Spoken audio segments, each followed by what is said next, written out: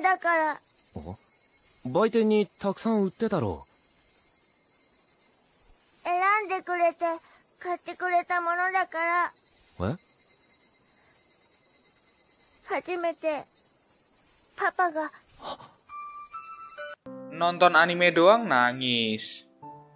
Pernah gak dikatain gitu? Fix yang ngatain kamu gitu adalah orang yang sudut pandangnya sempit. Pada dasarnya anime itu kan sama kayak drama atau film, cuman visualnya aja animasi. Kalau ada cerita yang ngena atau sedih ya wajar aja bisa bikin kita nangis. Nah, kali ini aku akan share daftar 7 anime sedih terbaik yang bisa bikin kamu nangis. Seperti biasa, sebelum masuk ke pembahasan, jangan lupa subscribe channel Anime Asik dan nyalakan juga loncengnya. Aku akan bikin konten-konten menarik tentang anime lainnya. Clannad.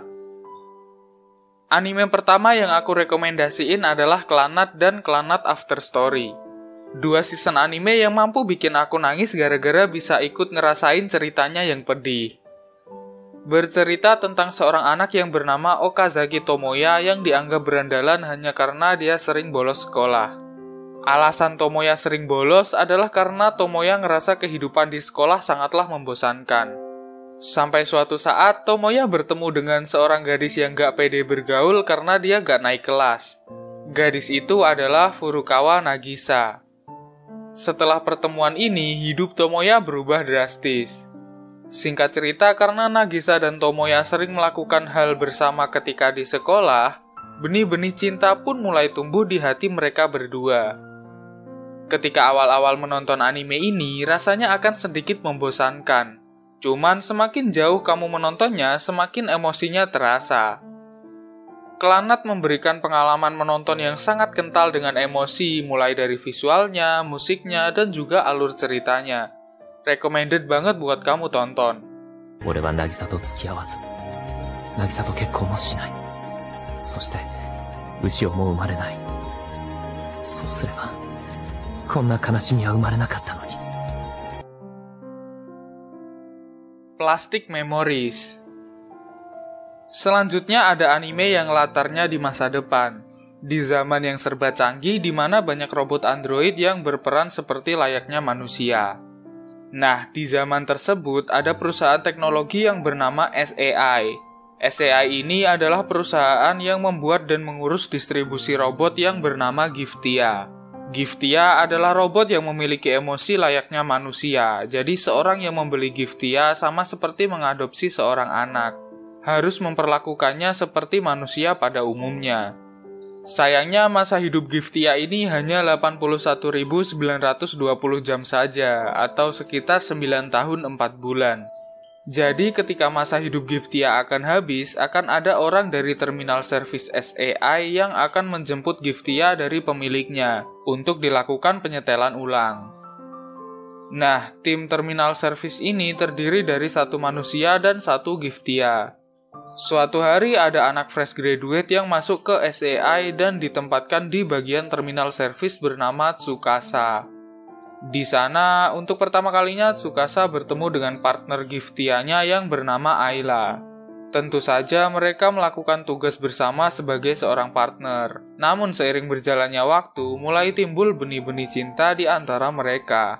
Hal yang harus disadari oleh Tsukasa adalah Ayla seorang Giftia yang masa hidupnya terbatas.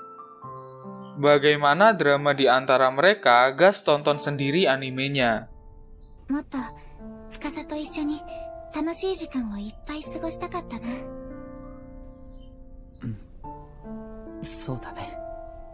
司はこれから私の知らない時間を過ごしていくんだよね。そうだね。Shigatsu wa Kimi no Uso. Anime yang sangat populer di kalangan mayoritas penikmat anime. Kurang lebih kayak gini sinopsisnya. Arima Kose adalah seorang anak yang dijuluki pianis jenius. Dia mampu memenangkan dan mendominasi semua kompetisi piano yang diikuti oleh anak-anak. Dan semua musisi seumurannya pasti mengetahui tentang prestasi Arima Kose. Namun setelah ibunya meninggal, Kose mengalami gangguan mental yang cukup parah sampai dia tidak mampu untuk mendengar suara piano yang dia mainkan saat tampil. Padahal indera pendengarannya tidak terganggu sama sekali. Akibatnya, selama 2 tahun, Kose tidak pernah mengikuti kompetisi piano lagi dan menjalani hari-harinya dengan monoton tanpa hal-hal yang menantang dia untuk maju. Meskipun begitu, Kose merasa hidupnya baik-baik saja, sampai suatu saat Kose bertemu dengan gadis cantik, bersemangat dan ceria yang bernama Miyazono Kaori. Kaori sangat semangat untuk membantu Kose kembali ke dunia kompetisi piano. Storyline anime ini sangat bagus dan terfokus, jadi mudah untuk dicerna. Komposisi romantis, perjuangan, dan persahabatannya sangat pas. Tidak heran jika banyak orang yang memberikan rating tinggi pada anime ini. Bagian flashbacknya juga tidak membuat cerita utamanya rancu, justru malah membuat jalan ceritanya semakin menarik dan klop untukku sebagai seorang penonton. Anohana. Hampir sama dengan Shigatsu wa Kimi no Uso, anime ini juga sangat populer di kalangan penonton anime. Berkisah tentang sekelompok anak yang memiliki grup bermain dan markas rahasia. Beranggotakan 6 anak yaitu Jintan, Menma, Yukiatsu, Anaru, Popo, dan Tsukuro. Awalnya mereka adalah anak-anak yang selalu akur dan bermain bersama, sampai semuanya berubah setelah kematian Menma. Persahabatan mereka berubah drastis dan bahkan cenderung menjauh satu sama lain. Mungkin karena mereka semua merasa bersalah atas kematian Menma. 10 tahun pun berlalu, dan Menma kembali ke hadapan Jintan dalam wujud hantu. Teman yang sudah lama tidak bersama akhirnya bersatu kembali dengan niat yang sama, yaitu agar Menma tenang menuju surga tanpa penyesalan di dunia. Gak aneh sih kalau kamu ngerasa mau nangis ketika nonton anime ini, karena emang nonton Anohana sangat menguras emosi. Apalagi ketika mendengar lagu original soundtracknya yang berjudul Kimiga Kureta Mono. Sedih banget asli.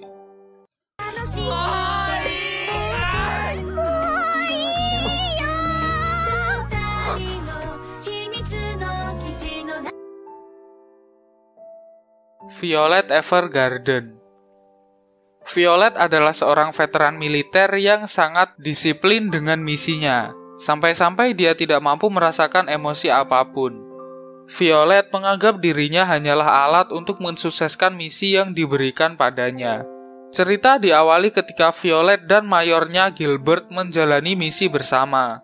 Saat peperangan tersebut, Mayor Gilbert terluka parah hingga kepalanya berlumuran darah.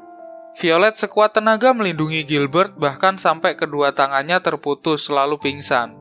Tapi sebelum Violet pingsan, Gilbert mengatakan sesuatu yang tidak Violet pahami, yaitu "Aku mencintaimu."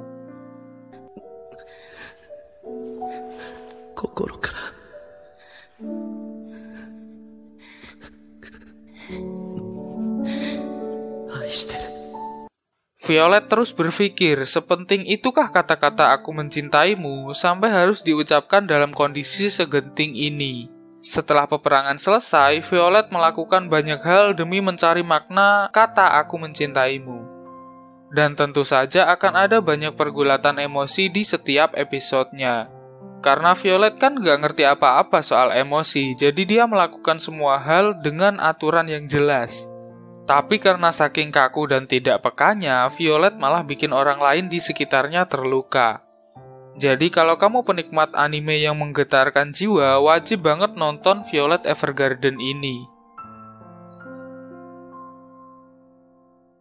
Koe no Katachi.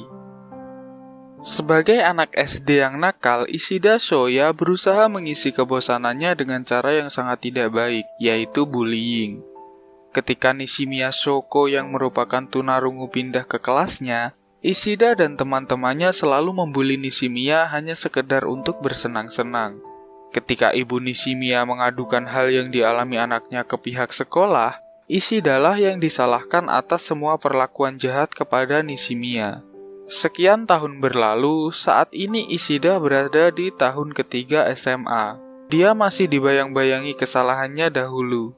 Dia sangat menyesali tindakannya di masa lalu. Akhirnya dia mulai mencari keberadaan Nishimiya untuk meminta maaf secara langsung kepadanya. Koe no Katachi menceritakan kisah yang sangat mengharukan tentang pertemuan kembali Ishida dan Nishimiya. Dengan penuh ketulusan, Ishida meminta maaf kepada Nishimiya atas dosa yang pernah dia lakukan di masa lalu.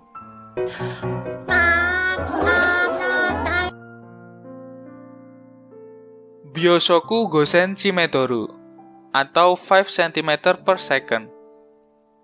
Film yang akan membuat kita belajar kalau cinta ya harus memiliki.